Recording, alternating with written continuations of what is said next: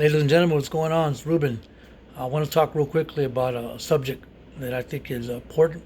I'll try to be brief, try to be quick, but it's on offenses. When I was in prison, I learned something very profound about offenses. They're either directly related to you or you borrow them. There's a direct offense and there's a borrowed offense. A direct offense is when you are directly being hurt. A borrowed offense is when you see someone else being hurt and you borrow it and you make it your own. Those are pretty bad. So those are two offenses. What are you going to do with that? What's going on in our world is crazy, obviously. And we can talk about all the culture behind it, the history behind it, all that. But that's for another time. I just want to talk to you guys quickly about why are you borrowing an offense? For the most part, you aren't being directly offended. Yeah, we get offended throughout our days, but in other matters, in other areas, we're borrowing offenses that we see happening on social media, that we see happening on TV, and we internalize them. We make them our own, and we become enslaved. You want to talk about slavery? The real slavery nowadays is the victim mentality. The real slavery is the slavery of you believing that you don't have power to change your life. I get pretty fed up with this idea that because I'm black or I'm Hispanic that I'm disadvantaged. Bull crap, man. I'm an ex-felon. I'm a two-time ex-felon. I had a 20-year sentence at 18 years. And why is it that I'm here? I'm out almost 5 years out in society, and I'm a founder and an owner and a president of a 501c3 nonprofit organization. How did I do that? If I'm being disproportionately targeted because I'm a minor. Nonsense, man. If someone like Michael Jordan, LeBron James, George Lopez, Fluffy, the comedian, these minors make it big. Why do they make it big?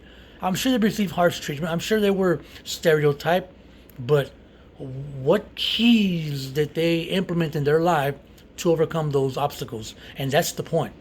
Racism is always going to be here. Prejudice, stereotypes, negativity, evil. We live in a fallen world. It's not going anywhere. Get over it. Get over your offense. Grow up.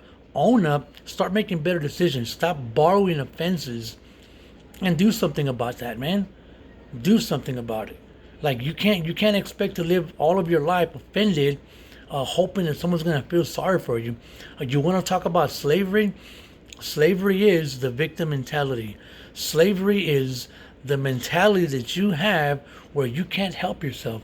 You need affirmative action. You need a curve. You need help. Bro, sis, the only help you and I need is Jesus Christ.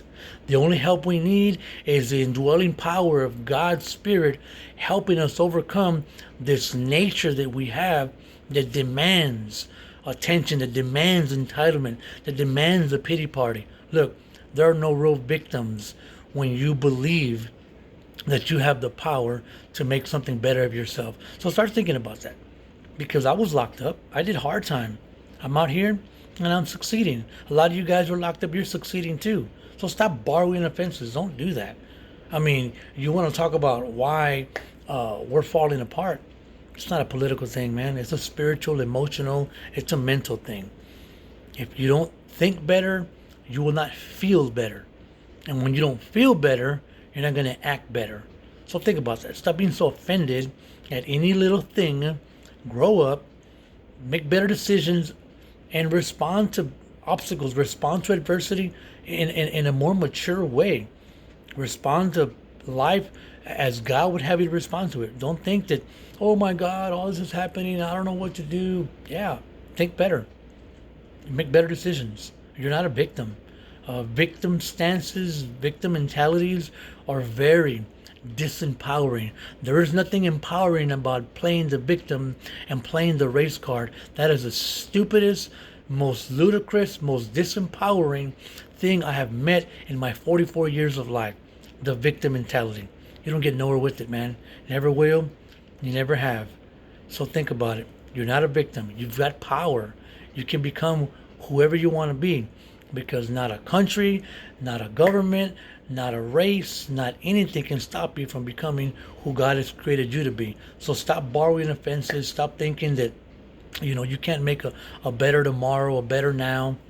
Hey, there's evil.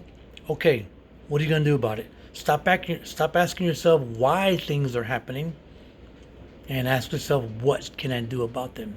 Because if we keep asking ourselves, why this, why him, why her, why all these things, we're chasing the wind. There's 1,000 whys. But when you ask, what is my responsibility in this situation? What is my responsibility as a man or woman of God? How do I respond in a way that will protect myself and my family and make me a productive citizen? How do I respond? Who cares about why? What are you going to do about it? And how are you going to do it to ensure that you're safe and your family's safe and you do things that are better for you and for your community? So again, remember, you're not a victim only if you want to be a victim. And if you want to be a victim, then you are choosing by your own free will to be a slave. And that, my dear friends, is the only real slavery America, in fact, our world, faces today. The victim mentality. Stop doing it, man. God bless you.